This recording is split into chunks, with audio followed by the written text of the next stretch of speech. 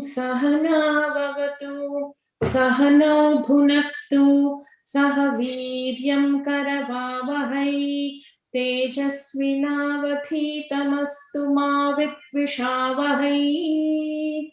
Om Shanti Shanti Shanti. Harihi Om. Shri Gurubhyo Namaha. Harihi Om. Thank you, Anu, and welcome everybody. And we will continue our discussion on the third chapter of the Gita.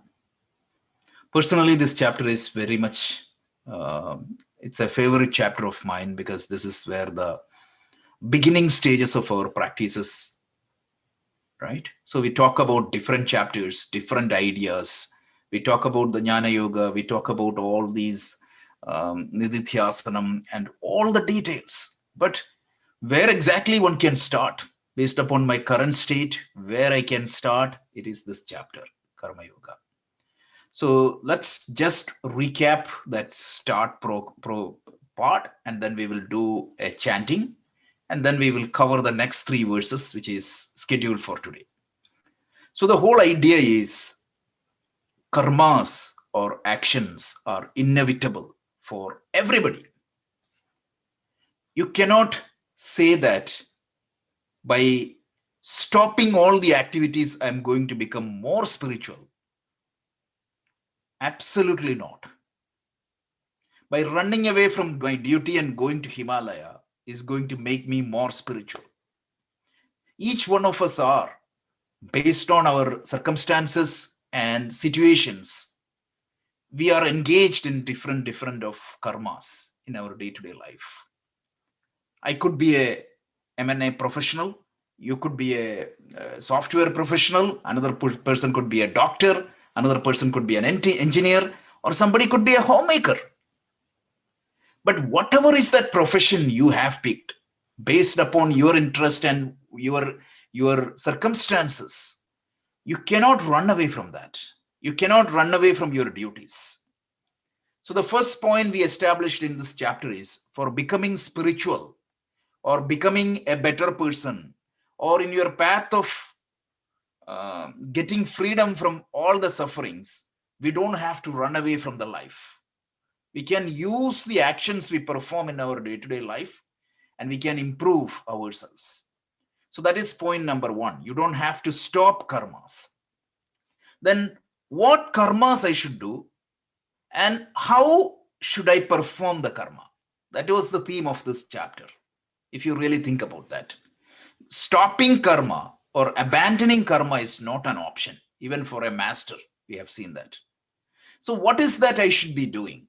I should make sure that what is the nishiddha karma, or what karma I cannot do, what karmas I can continue to do, and along with that, what karmas I should add into my portfolio, or the portfolio of karma, or the scope of karma, so that the same karma I used to do before becomes a means of my spiritual path.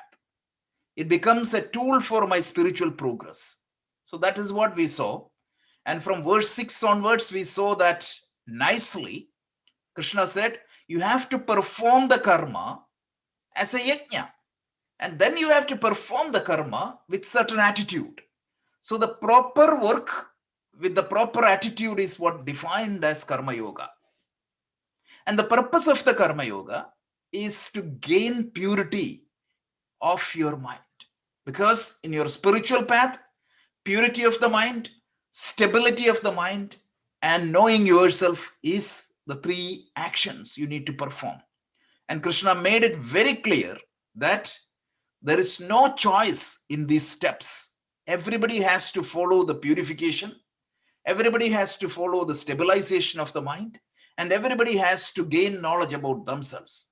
The purification and stabilization of the mind together is known as yoga on a larger bracket. Any yoga you take, whether it is Kundalini yoga or Bhakti yoga or Hatha yoga or Jnana yoga, Hatha yoga or any other yoga would come under this particular area. And once you have the stability and the purity of the mind, the knowledge you seek is going to free you yourself. On a high level, you can call it as Jnana yoga. But conventionally, the scope of yoga is to purify yourself and stabilize yourself. That is karma yoga and upasana yoga. And what is karma yoga? Karma yoga is proper work with proper attitude. What is proper work? Proper work means stop doing tamasic actions. Tamasic actions means actions, I am the beneficiary, but I am breaking the law. Simple rule. I am breaking the law. That's very simple. Any action that falls into that category is tamasic karma. And then rajasic karma, I can continue to do because going to work and gaining the salary, that is perfectly fine. I am the beneficiary, but I am not hurting anybody. I am not breaking the law. That is rajasic karma. And swati karma is a karma, I am the beneficiary. I might be a beneficiary, not necessarily. I could be a beneficiary, but other people are also beneficiary. And this swati karma can be categorized into 5 actions. Panchamahayajna. Everybody has to perform these Panchamahayajna regularly.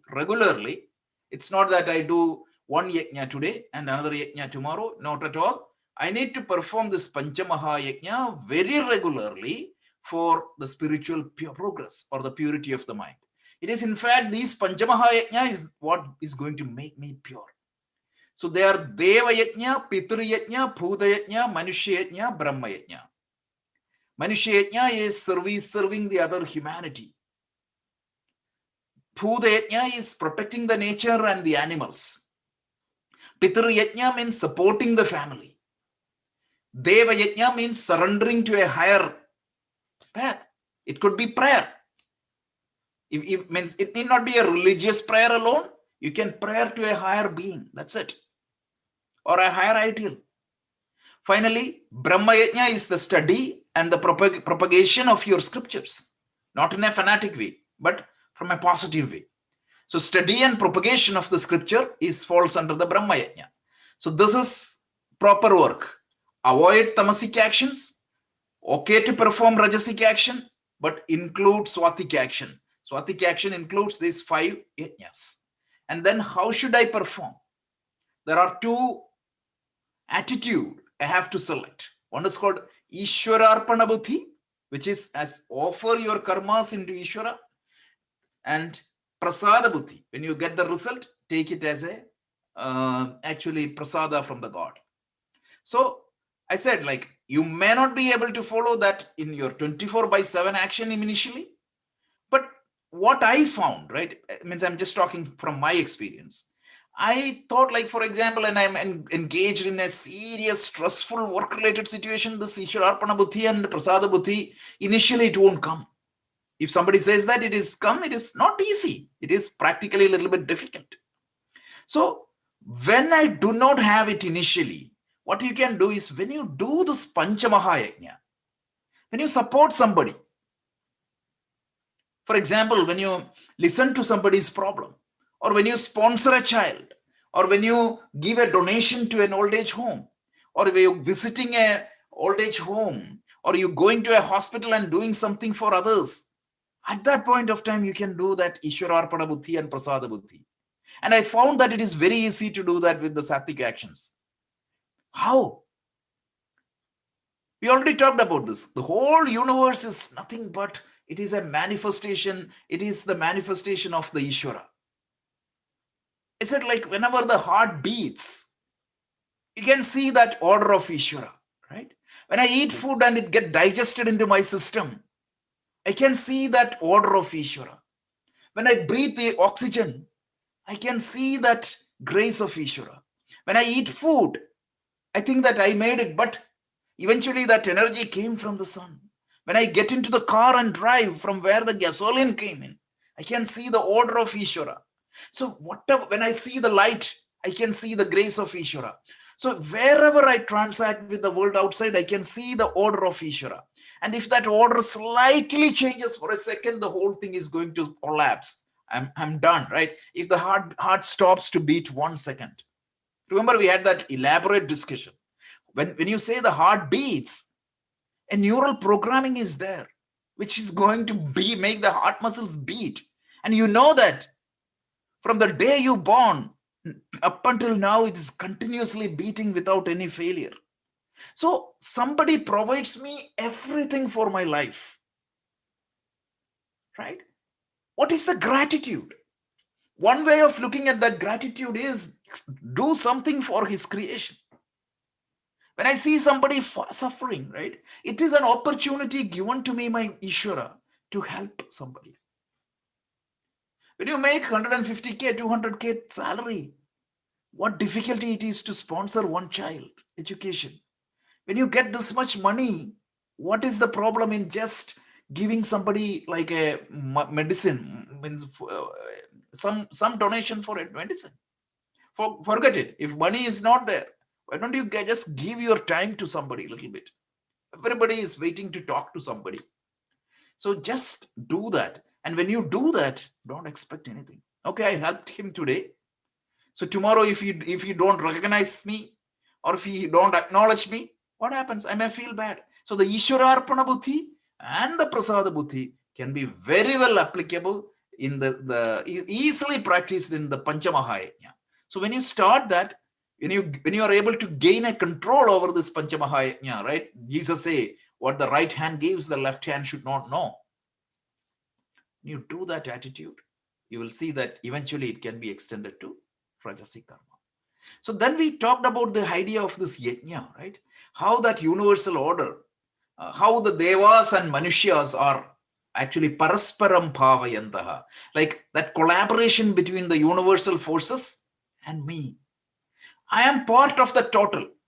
And we saw that brilliant verses, annāt bhavanti bhūtāni, right? Saha means the beautiful verses. Saha yajna prajasrishtva pujo purovacha prajapatihi. All that verses. The whole universe was created with this idea of yajna.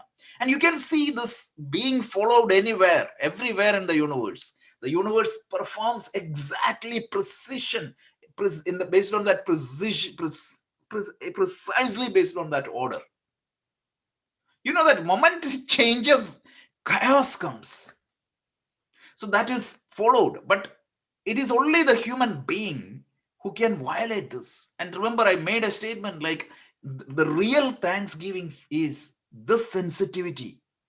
This sensitivity that I'm part of that universe, and I do have a responsibility for the universe. So it could be a thankful prayer. It could be a feeling. It could be this Panchamahayajna. This Panchamahayajna is the real thanksgiving. When you do that, I'm fulfilling my duty to the universe.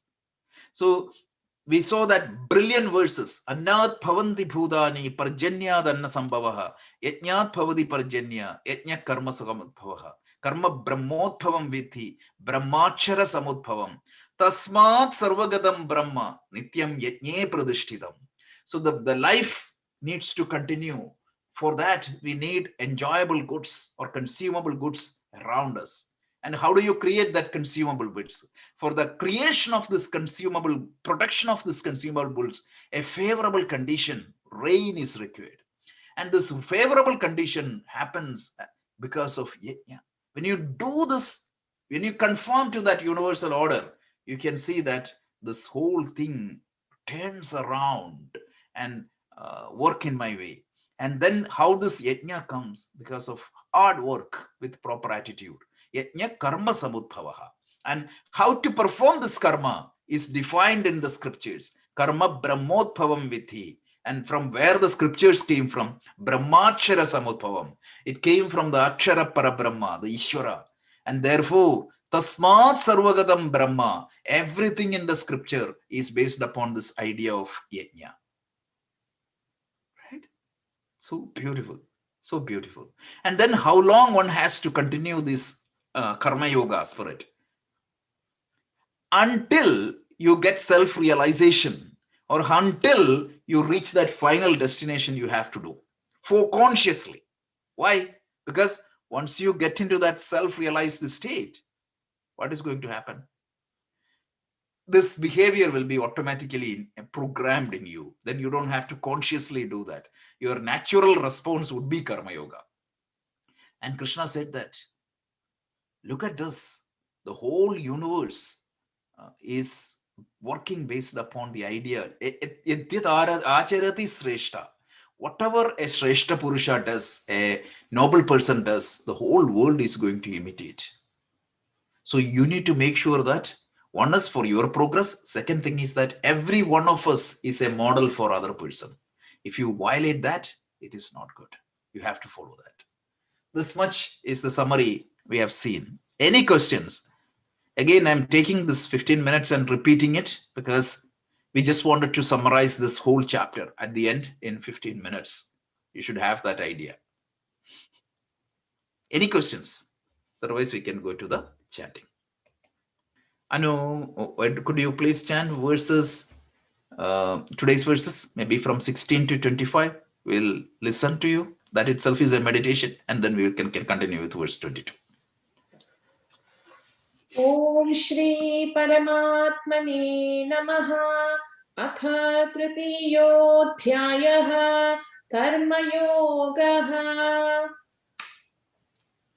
Evam pravartitam chakram nānavāptamavāptavyaṃ hyahaṃ aghāyurindriya rāmaha mogham Partha sajīvati yastvātmaratireva syāt atmatruptascha mānavah atmanyeva ca santuštah tasya kāryam na vidyate naiva tasya krite nāthah na krite neha kaścana na chasya sarva bhūteshu kaśchidatthavyapāśrayah tasmādasaktas satatam kāryam karma samāchara asakto hyacharan karma paramāpnoti pūruṣah karmaṇaiva hi samsiddhim āsthitā janakādayah lokasangrahamevāpi sampashyan kartumarhasi yadyadācharati shresthaः tattadevetaro janah sayat pramanam kurute lokastadanuvartate name pārthāsti kartavyaṃ triṣu lokeṣu kiñcana nānavāptamavāptavyaṃ varta karmaṇi yadi hyahaṃ na varteyaṃ jātu karmaṇyatandritaḥ mama vatmānuvartante manuṣyāः Partha sarvaṣah utsideyurime lokaḥ na kuryaṃ karma cedaham sankarasya ca kartāsyaṃ upahanyāmimāः prajaः saktah karmaṇya vidvāmsah yatha kurvanti bharata kuryāt vidvāmstatha saktah kuryāt vidvāmstatha saktah chikirshurlokasangraham. Thank you. That's great. So let's continue with verse 22. So we can hear that verse once again. Sorry, can you see the screen? It's coming up. No, it's No? yeah, it's on there. Okay, so Yeah. Sorry, Yeah. apologies. Let me share once again. Okay. So the whole idea of this verse is, we talked about the idea of models. People are imitates other people. So Krishna said, now you look at me. So let's hear the verse. Anu, could you please share? Name pārthāsti kartavyaṃ triṣu lokeṣu kiñcana nānavāptamavāptavyaṃ varteyaṃ ca karmaṇi. Very interesting verse, excellent verse. Krishna tells, Name pārthāsti kartavyaṃ triṣu lokeṣu kiñcana na nānavāptam avāpsyuham varta evacha karmaṇi. So that's very interesting. He said, there is nothing in this three world, right? Name pārthāsti kartavyaṃ. What is kartavyaṃ? Duty. Duty. Yeah, that is the local vernacular. Duty means need, means kartavyaṃ means kartum ichyati, or what I need to do. Right? So why I need to do certain things? Because it's important for me. For example, why should I need to work? It's my duty, or it's my kartavyaṃ. Because if I don't do that work, I don't get the salary. Without that salary, I cannot run the family. Correct? So that's what kartavyaṃ. I need to do certain things because I need that outcome. Without that, I cannot live. So Krishna said, Name pārthāsti kartavyaṃ. I don't need to accomplish anything in this universe. There is nothing in these three worlds that I do not have. Right? Let's see the literal meaning and then we can come back.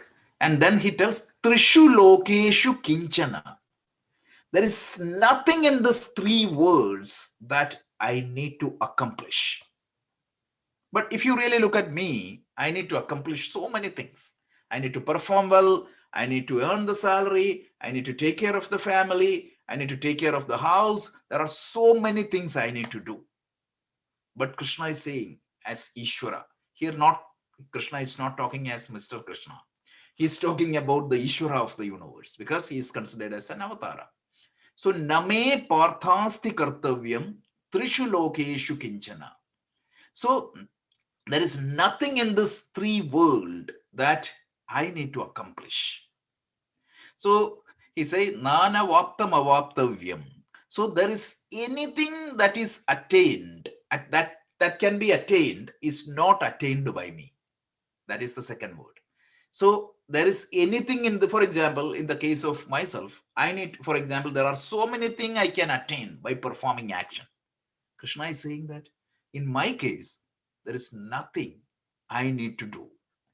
Yet, he tells, varteyaṃ karmaṇi. Yet, he tells, I continuously engage in action. Varta means action. I continuously act. I'm not taking, it's not that I act little bit. No. Just like an ordinary person acts, an Avatara acts continuously. Very interesting. Imagine if you don't have to accomplish anything. Do you think you and I will act? Absolutely not. Whereas Krishna, he tells, look at me. There is nothing in this three world means I need to accomplish. Whether because he is considered as Bhagavan. Remember when we started Bhagavad Gita, we defined what is Bhagavan. It's a beautiful word. What is Bhagavan? Literal meaning? Bhagavan? Who has 6 qualities? Correct. The one who has Bhaga. What is Bhaga? Bhaga means it has 6-fold qualities in the absolute measure. It is Aishwaryam, means control over things. What is control over things? For example, it seems I do have control over this Zoom setup right now. That is control. I may have control right now. It seems I have control over where to sit and how to sit. And I do have control over my walking. I do have control over what I'm speaking. There are certain areas we all have control. But we don't have control over everything, every people, every situation. Not at all. So if something has control over the entire universal things, that is Bhagavan. Then Vidyam, the valor. Everybody has a little bit of valor. But if you have that in the absolute measure, that is Bhagavan. Then what? Wealth. Yeah, we all have some wealth. But if you have the wealth in an infinite measure, that is Bhagavan. Aishwaryam, Viryam, Balam, strength. We all have strength. But who has that maximum strength? Bhagavan. Fame. We all have little bit fame. But if you have that fame in the absolute measure, that is Bhagavan. And imagine that if somebody has that, he don't have to accomplish anything. What else is there to accomplish for him? So that's what Krishna said. I got all the purusharthas, artha, kama, dharma, moksha. I got everything. I got all the bhagas. So there is nothing that I need to accomplish by acting. Yet, I engage myself in full-time activities.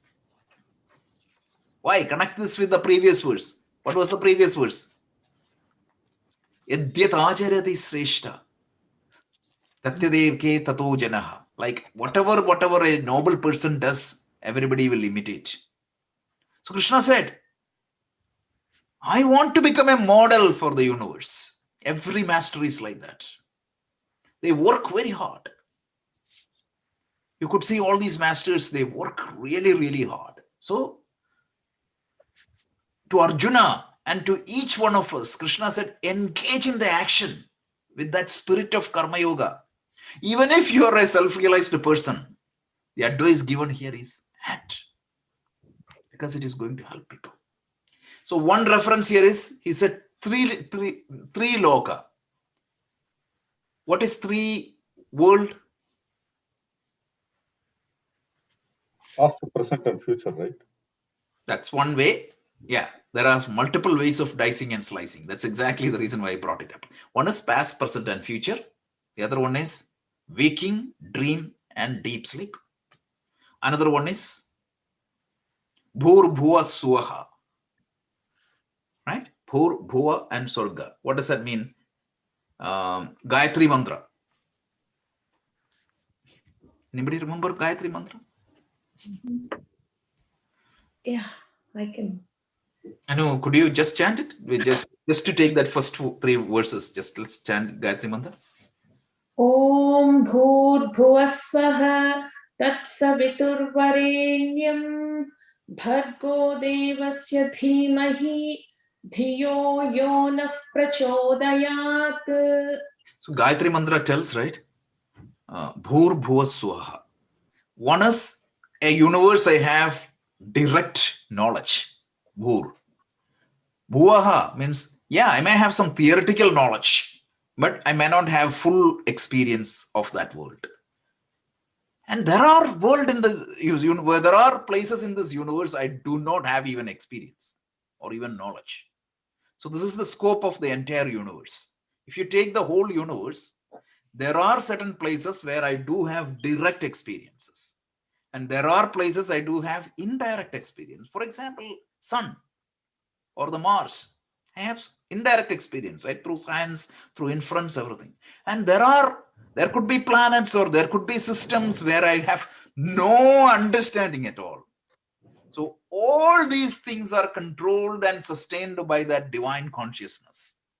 So I'm praying to that divine consciousness, which is like sun. It's not sun.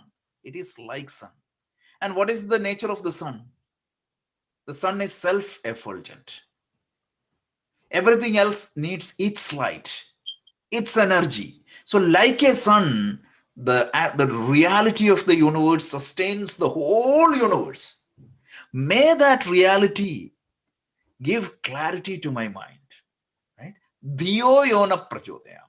Like let my mind and intellect have that clarity so that I can see things clearly. So this is such a one thing. We can talk about this later in a very, very systematic fashion. But what I'm saying is that three world, like the universes that is known to you, the universes that is partially known to you, and the universes or the places that is completely unknown to you. In any of these places, there is nothing that I need to accomplish. Yet, I am working really hard. Beautiful, right? So this is the idea. Any questions? Otherwise, we can continue. Okay, so let's continue.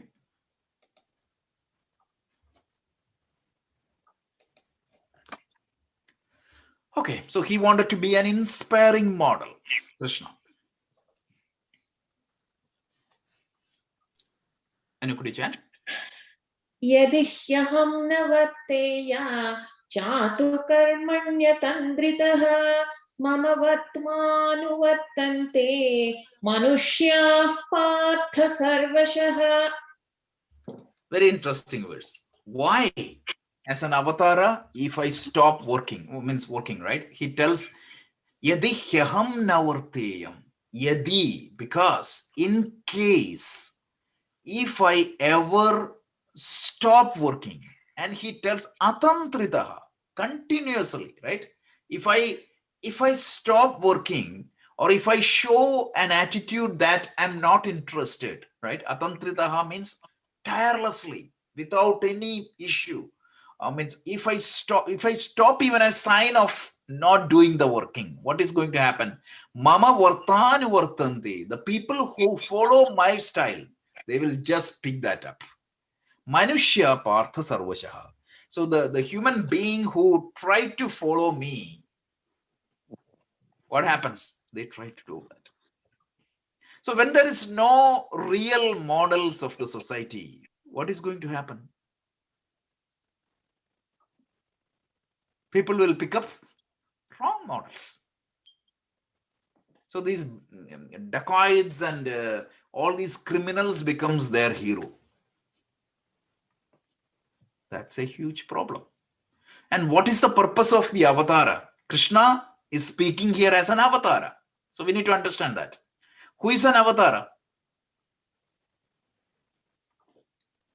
Avatara is reborn at will. Yeah. So the Bhagavan or the Ishvara, which is the total mind, total body, total intelligence, the governing body of this universe, the universal intelligence, out of its own will, get manifested in the universe. For what? For protecting the dharma. So there is an avatar, difference between Avatara and the ordinary jivas like you and me. An ordinary jiva like you and me are born. Why? Because of our karma. Correct? Remember the theory of karma we discussed exhaustively or in detail? Yeah. Normally a person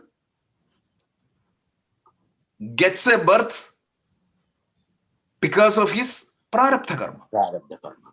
At the end of his life, the agami karma will go to the sanchita karma, and from that pool of that sanchita karma, a subset of karma will be pulled out, and that becomes my prarabdha for the next life. And I'm born because of karma. Whereas in the case of an avatara, the avatara is known. So my birth, my place, my circumstances, everything will be forced by that karma. Whereas in the case of an avatara, that avatara is born out of its own will, the will of God. Or if you want to believe the scientific language, a natural law. That's it. And if you remember, I suggested you to read Vivekananda's explanation of this avatara. Again, I'm telling, like, my master, the talk is my master. The first paragraph, he introduces this avatara. Nobody can do anything better in terms of language. He tells, whenever this world of ours, it deviates from the natural order, and he quotes two reasons. One might be due to the changing circumstances, or due to the new scenarios that got added, or use cases that is added to the universe. When it deviates from that order beyond a threshold, the universal intelligence out of its will come down. That is why it's known as avatara, coming down. Why? To re-establish that universal order so that the whole system can continue. So when the system becomes unstable, due to whatever reason, the universal intelligence will employ a corrective mechanism to fix that issues with the order of the universe. And Avatara is a means for that. And Avatara comes down. Sometimes just it is man-moving personalities sometimes. Right? What's spoken by Jesus Christ to 12 people?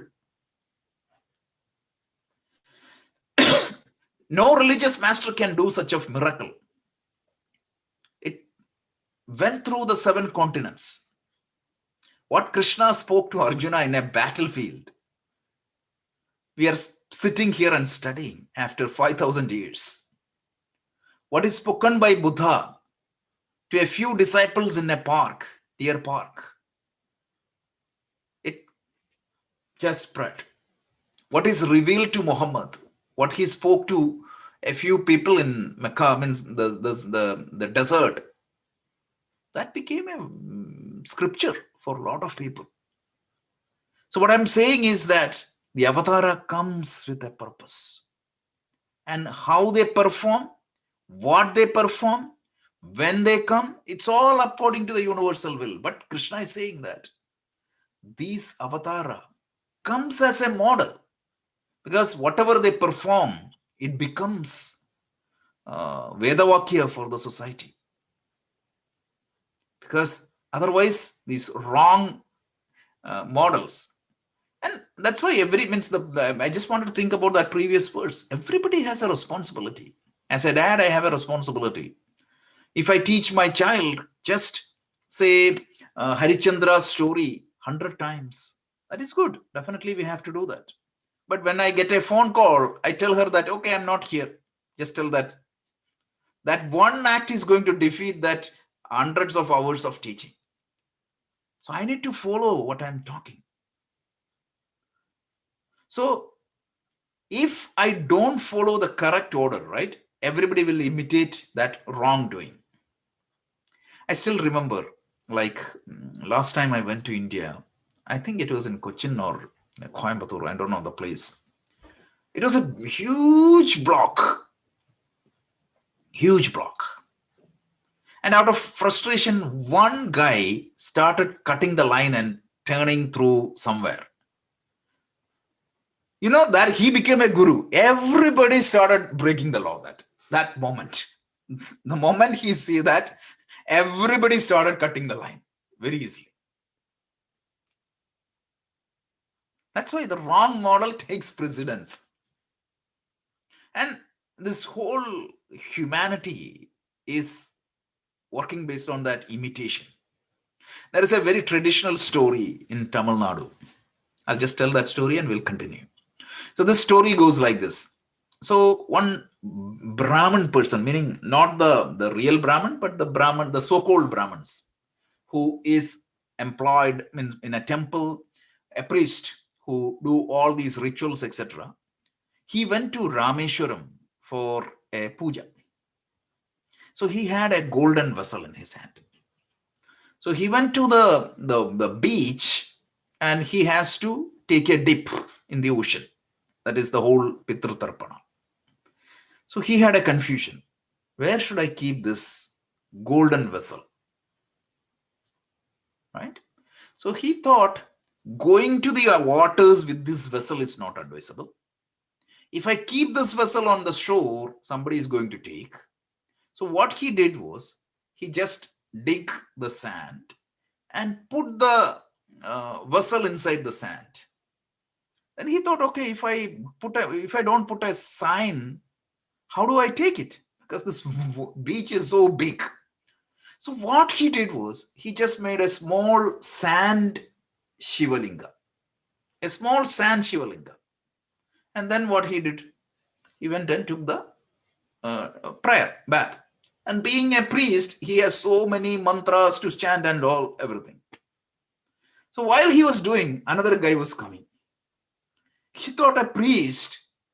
Initially, he sat in the place. He dig the sand, and then took the sand and made a small Shivalinga, and then took the bath. This fellow thought that that's a custom here. He also came here. He took the sand and made a Shivalinga and went to the bath. Now another 5 people were coming. There was no doubt. This is the ritual here. Because this is the problem with our culture, right? Nobody know what we are doing, why we are doing. And if somebody does it, we just do it. So by the time this first priest came back, he saw hundreds of Shivalingas. This is the story of imitation. This is what happens. So Krishna said that I don't want people to follow wrong example. So I want to set a model. So I work like that. Even though I don't have to accomplish anything, I work hard. Any question? Otherwise, we can move to the next verse. Yeah, Rajesh. Yes, Rohitji. Would you consider Ramakrishna Paramahansa as an avatar? Is he? Yeah, certainly. Means we don't know. Again, as I said, like it is up to individual who can claim that as an avatara. But per the Ramakrishna mission's understanding, he is an avatara. So he set a model, especially his model. What came out through Vivekananda. He came to unify a lot of thoughts, because without him, what would have happened at that point of time? So at the 19th century, the Britishers were ruling the country. People lost interest in the whole spiritual stuff, and a lot of superstitions and wrongdoing started. So there has to be some corrective mechanism that had to take place at that point of time. And per history, means I think the French philosopher, the Nobel Prize winner Roma Rolla already wrote, without Vivekananda and Ramakrishna Paramahamsa, this culture would have impacted at that point of time.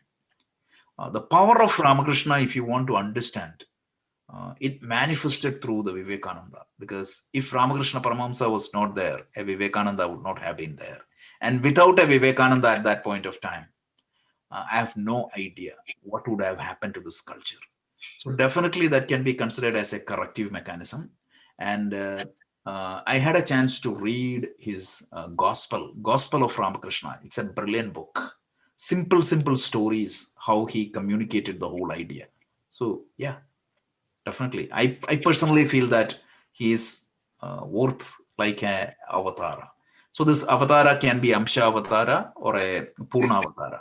So Amsha avatara means an avatara where you get some signs, but Purna avatara means like a Krishna or a the problem is you cannot name any modern master because it can create controversy. So we don't want to do that. But yes, avatara is going to come. And sometimes we don't even recognize avatara. So they say some too close to an avatara, people may not even recognize. Example, nobody recognized Jesus as an avatara. What did the contemporaries of Jesus did? He put him in the cross, right? Yeah. What did Krishna's own people did to him? Krishna also was killed, right? Yeah. So everybody too close to avatara, you may not remember. I think if anybody is interested, actually there is a brilliant talk by Swami Ranganathananda on Avatara. Swami Ranganathananda is from Ramakrishna Mission. I'll post the name of that talk. He called them as world-moving personality. I was even borrowing that terminology from him. How an avatara's effect, right? So Vivekananda also used to talk a lot. Vivekananda say, like, sometimes you go to a motivational speaker, you feel extremely motivated while he lecturing, but after the lecture, nothing is there for you.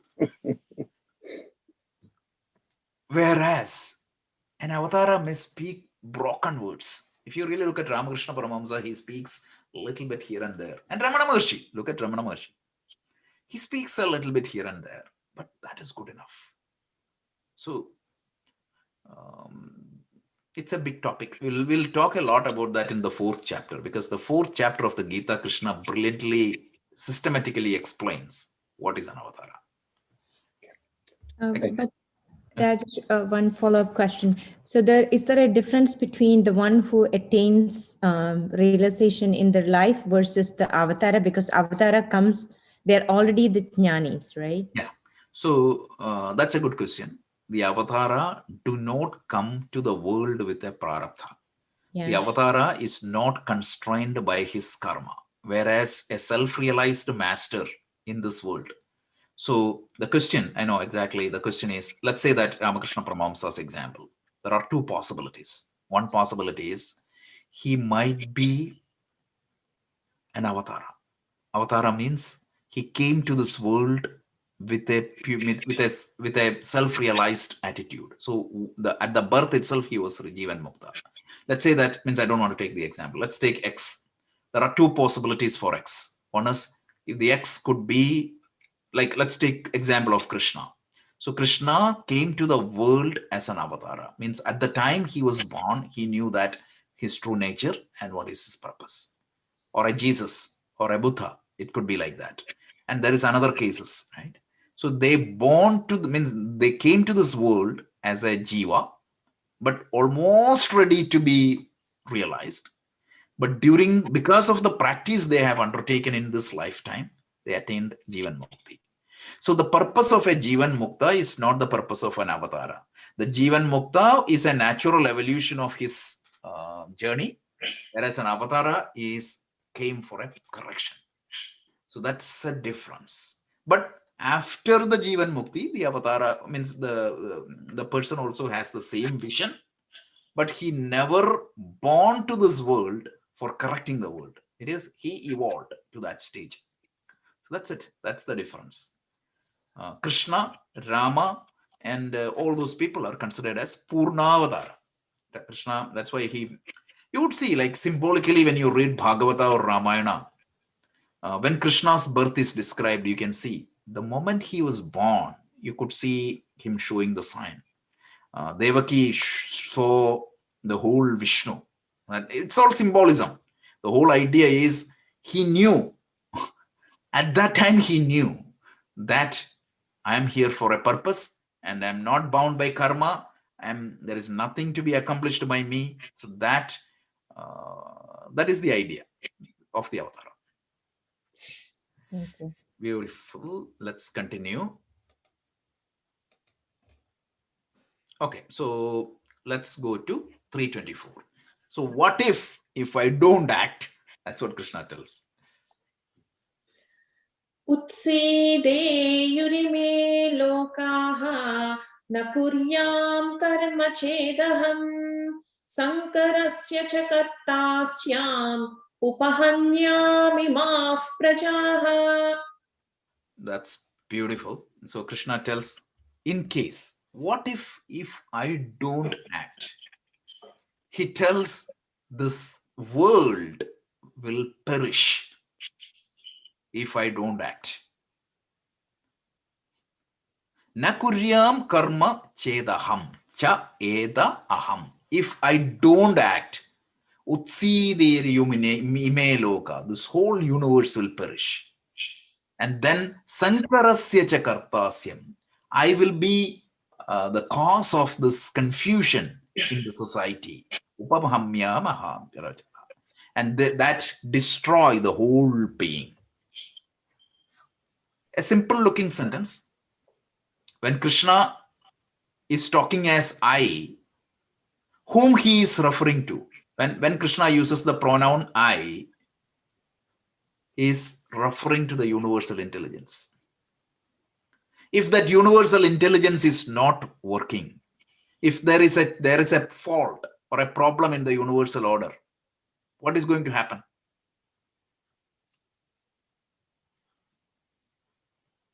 If the earth decides I'm going to change my speed a little bit, I'm going to go a little bit faster around the sun, what is going to happen? Chaos.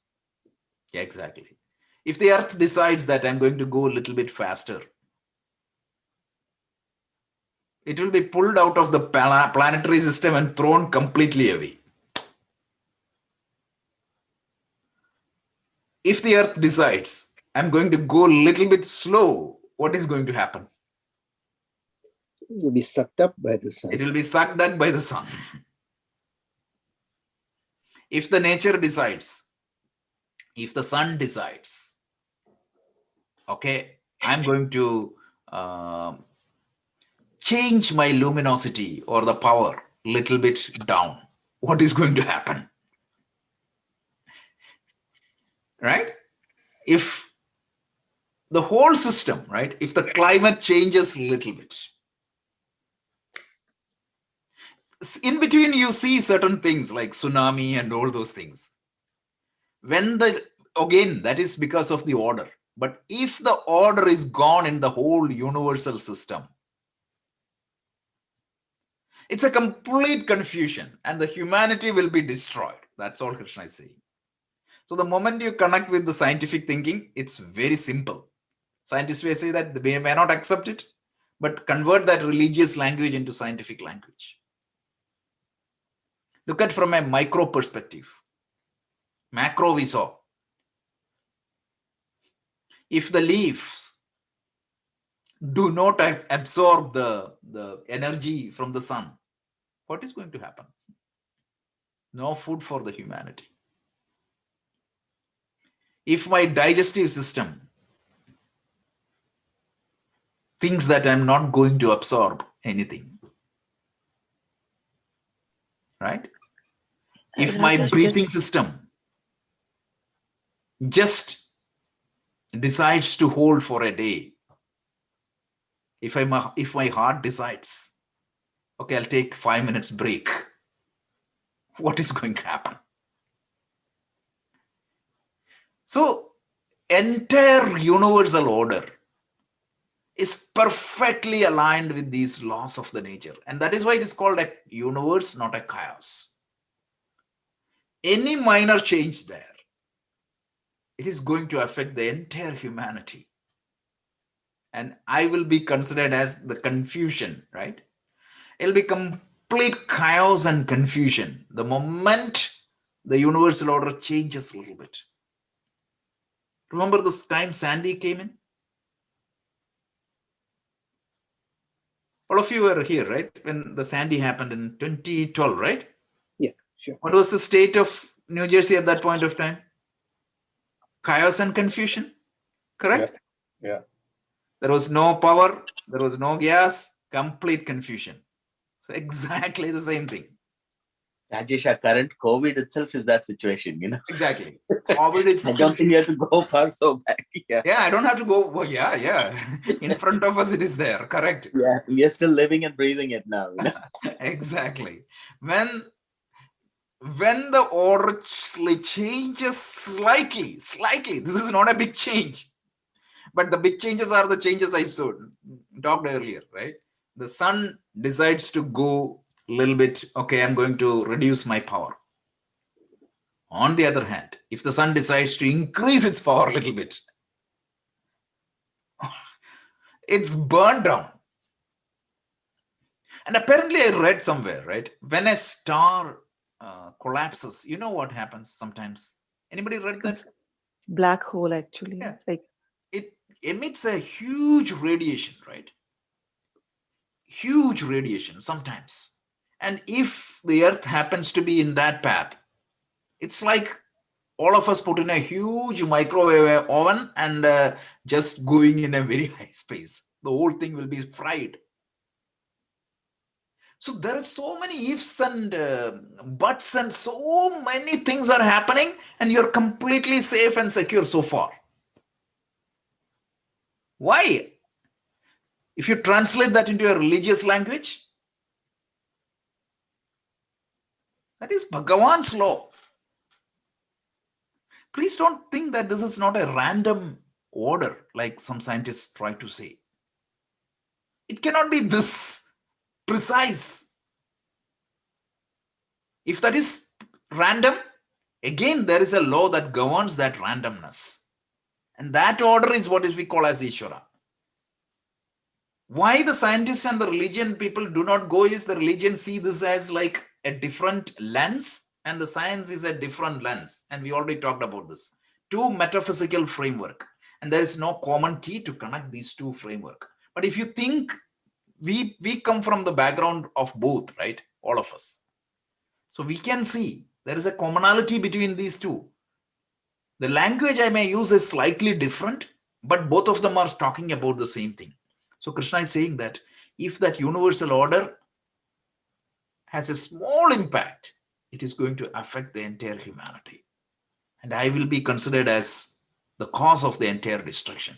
And I don't want to happen that. So I work tirelessly.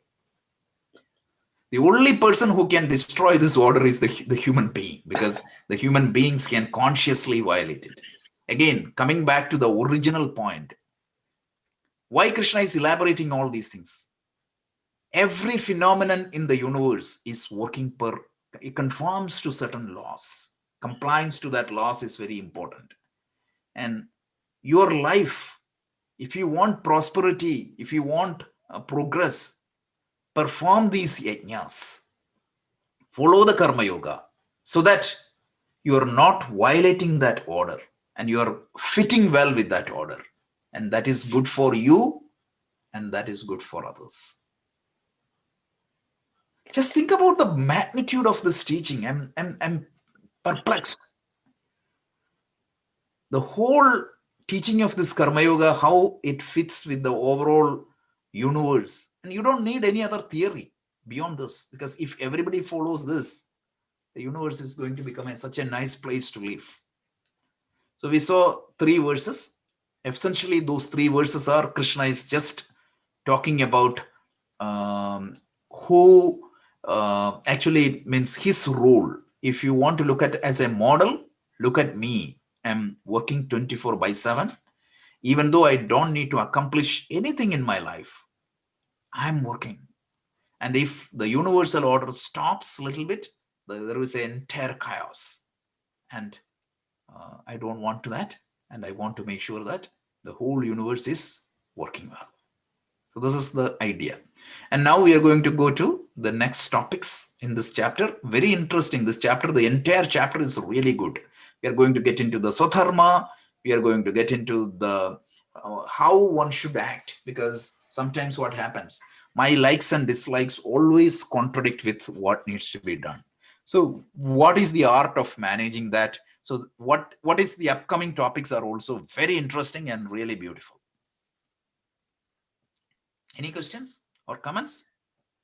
Rajesh just wanted to comment something, clarify something. Yeah. So from the evolution, whatever we discussed here, like from the evolution point of view, of course, like, the humanity came into existence, right? It was from something to something. It was not like, so obviously like that time, like maybe it was also part of the order, as you were telling, the universal Absolutely. order. But just one clarification there. The evolution is part of the universal order. Right. So it is perfectly fit within the order.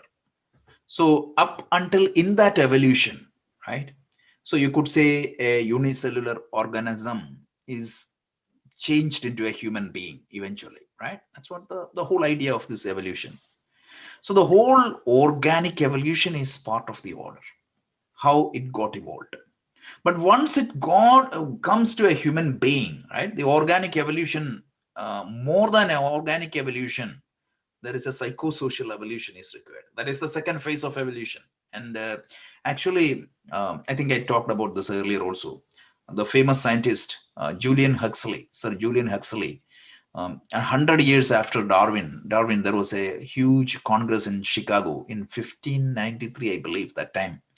And in that, he presented a paper which on this topic, because this evolution, the second phase of evolution is the psychosocial evolution, and human beings has to consciously do that. So the karma yoga is going to help you to evolve properly. Even Darwin talks about a man to a superman. So how to become that superhuman, a human being who has complete control over his mind, and that is what is even mentioned there. So yeah, we don't have any problem with the science even there. We are not saying so that. If that, if that is the case, even towards like, we have this belief like 10 Avatara, lastly it is going to be Kalki, right? The Pralayam is going to come, and also it is going to be like the end of things. So you would consider that as also as a part of the... Absolutely, that would be part of the order, right? So I think the whole idea is when it comes to an end, it is for a temporary period of time. So there will be another cycle will be starting. And these, I don't want to go too technical, but from a technical perspective, every jiva who has not yet liberated, that will be stored in the causal body form. And in the next cycle, they will also continue. But the short answer to your question is that's also within the order. There is nothing outside the order. Everything is inside that order of the universal intelligence. Thank you. Excellent. Any other questions? Okay, great. So, Anu, could you please chant these 3 verses and also the Purnamada? We can stop there. And after that, actually, those who are interested in some of these volunteering activities, you can stay for 5 minutes. We just wanted to brainstorm a few ideas. That's it. Other people means we'll see next week. So, Anu, could you please chant the 3 verses we covered and Purnamada Purnamidam? Name pārthāsti kartavyaṃ triṣu lokeṣu kiñcana nānavāptamavāptavyaṃ varta karmaṇi yadi hyahaṃ na varteyaṃ jātu karmaṇyatandritaḥ mama vatmanuvartante manushyaः Partha sarvashah उत्सीदेयुरिमे लोकाः न कुर्याम् कर्म चेदहम् संकरस्य च कर्तास्याम् उपहन्यामि माः प्रजाः. Could you do? Yeah, please. Purnamada Purnamidam. Om Purnamadah Purnamidam Purnat Purnamudachyate Purnasya Purnamadaya Purnamevavashishyate. Om Shanti Shanti Shanti. Harihi Om. Shri Gurubhyo Namaha.